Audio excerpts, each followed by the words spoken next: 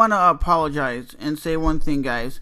I think some of the UFC fights that are coming up that you can only watch on Fight Pass, like Alex Gustafsson's upcoming fight, and that to me is kind of a bad thing because it says live in London in the O2 Arena, Saturday, March 8th at 3 p.m., 12 Pacific.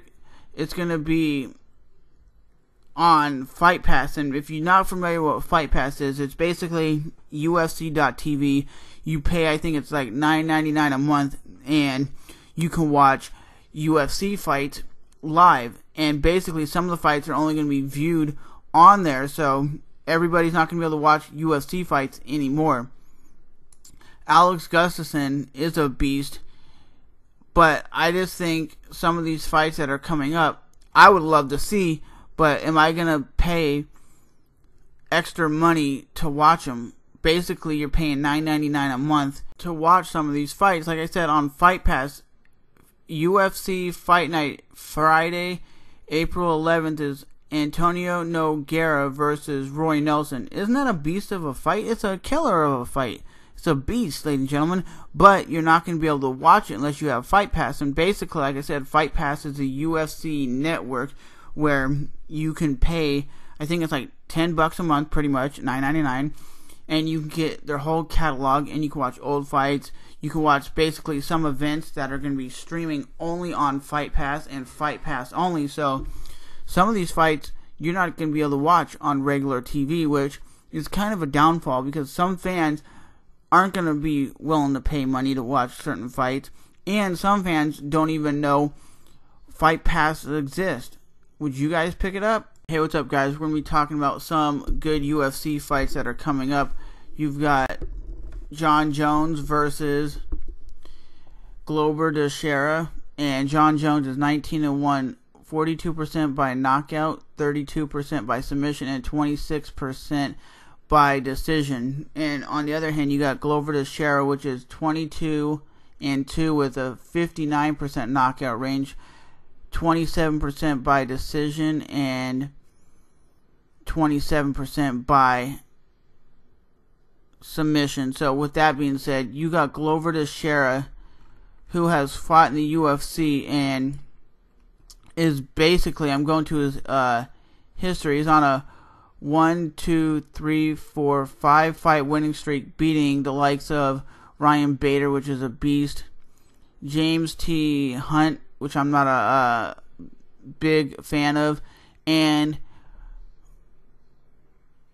Quentin Rampage Jackson. I think Quentin Rampage Jackson at the time wasn't on class. He wasn't himself. And on the other hand, you got Jon Jones, which is on a 10-fight winning streak, beating Brandon Vera, beating Matt Yushchenko, Ryan Bader, and for the UFC 205 pounds, he's defended his title 7 times against Rampage Jackson, Mauricio Shogun Hua, Rashad Evans, Vitor Belfort, Alex Gustafsson, Chael Sonnen, and Lyoto Machida. And honestly, guys, Jon Jones has been fighting way tougher opponents than Glover Teixeira. That's the truth. Just look at the beast that he ran through to retain his title and to get his title.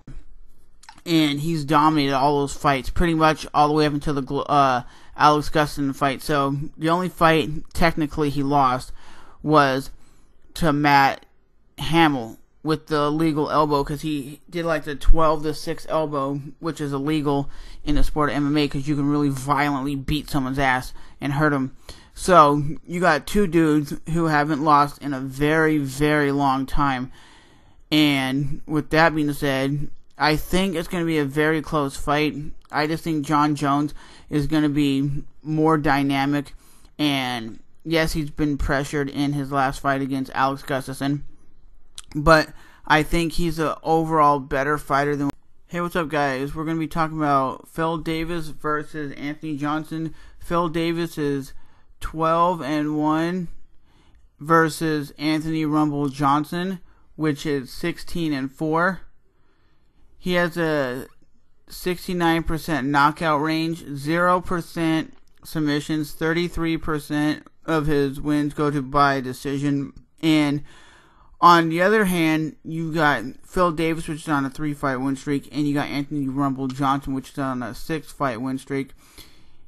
And when you go to Rumble Johnson, the last time he fought in the UFC was January 2012, losing to Vitor Belfort by first round submission. So you got a dude who's very aggressive, very much in your face, and is a great wrestler, is very strong in the clinch, and Phil Davis is a very great wrestler. And the only time I've seen Phil Davis not do great was when he fought Rashad Evans.